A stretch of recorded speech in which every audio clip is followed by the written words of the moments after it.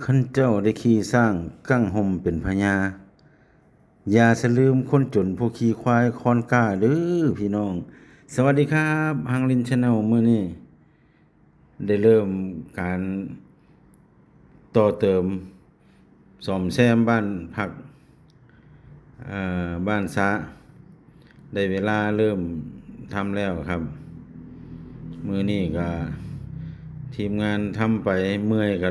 เล่นน้ำตามภาษาแบบฉบับบ้านๆเฮ็ดงานให้เจ้าของก็บ่ต้องไป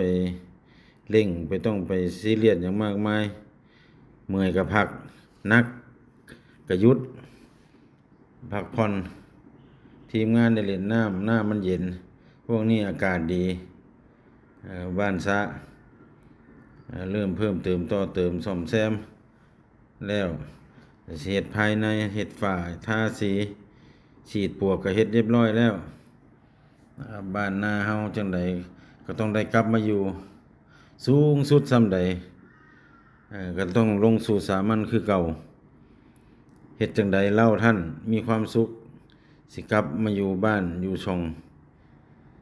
จังใดบ้านเฮาก็มีความสุขหลายกว่า